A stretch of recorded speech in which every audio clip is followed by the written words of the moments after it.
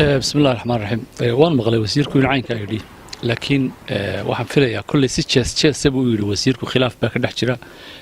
waynu garan karaayo de Carabiya labadan baa isqoonsada xisbiyadu iyo cid walba kasta oo ay ka dhaxaysadani way isqoonsadaan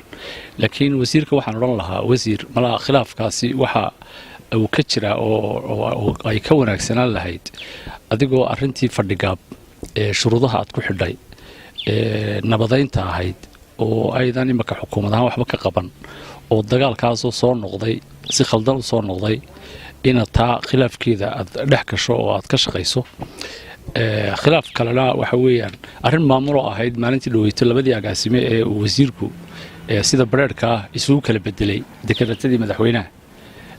taa lafteedu waxay ahayd baan filayaa khilaaf de maamulka xaqiisa aan magaranaysaa ku qurux badnayn marka waxaan oran lahaa de arrimaha xukuumadda hoos yaala ayaa mar u baahan xal in arrimaha khilaafkeeda laga shaqeeyo madaxweynaha Soomaaliland mudane Muuse Biix Cabdi warays laga qaado wuxuu ku sheegay musuqmaasuq inaan la dagaalami karin ilaa iyo mas'uuliyiinta xilalka haya la siiyo mushaar ku filan shaqaalaha bal arintaas hadar wallahi anigu arinta waxaan urkaa madaxweynuhu de inuu fasaxay musuqmaasuqa dawladii ka horeysayna uu magaranaysaa isku xisbiga ahaayeen lagu tilmaamo dawladda ugu musuqmaasuqa badnaydna uu maaragtay ku taageersanaa isagoo uu madaxweynuhu isagoo hawshiisa ama magaranaysaa ololihiisa ku galay sharcigu ha sareeyo waa nasiib darro haddii maantana uu yidhi wasiirada iyo maxay ahayd dadka xukuumadda u shaqeeya ma qaataan mushaar ku filan oo 10ka bisha ka dhamaada marka waxaan arkaa inuu ku dhiirigelinayo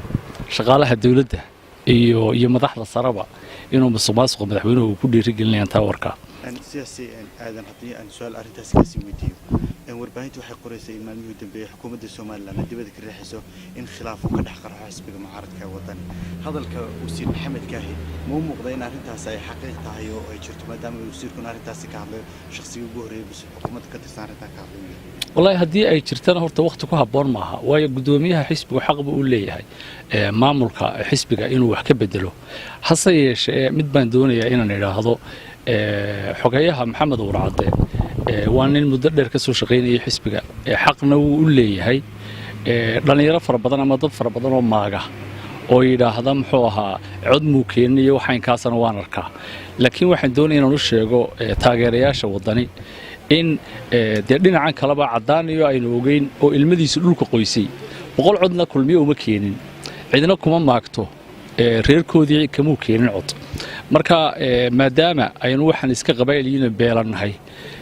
oo beeshii xogayuhu ay madaxweynuhu ka sharaxnaa madaxweyne isku beel yihiin anigu horeba waan aaminsanahay ilaa intaanu qabyaalada ka baxayno in aanu cod ka keeni karin laakiin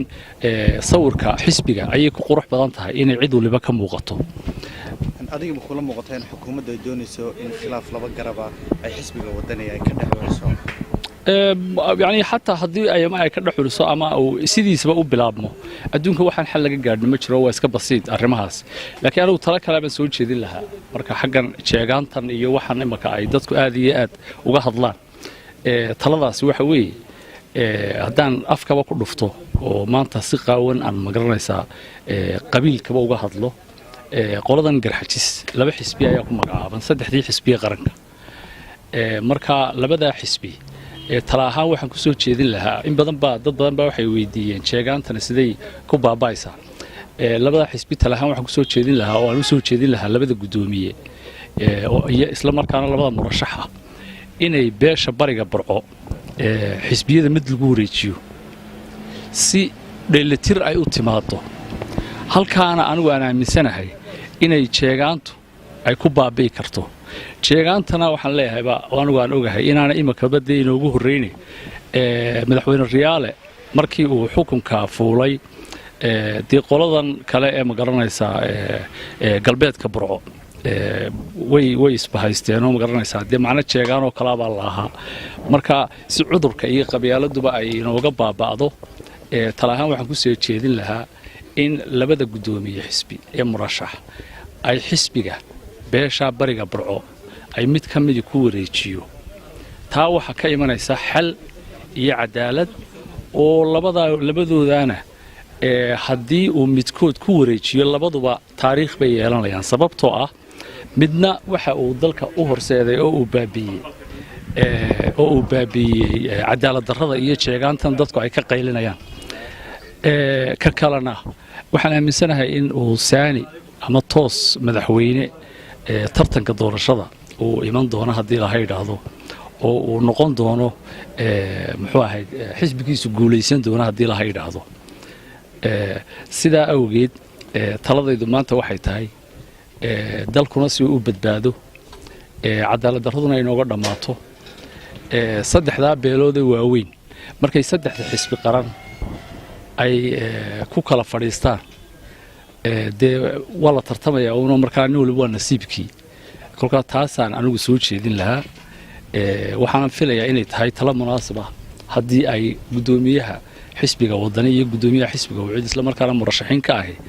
ay aqbalaan taladaa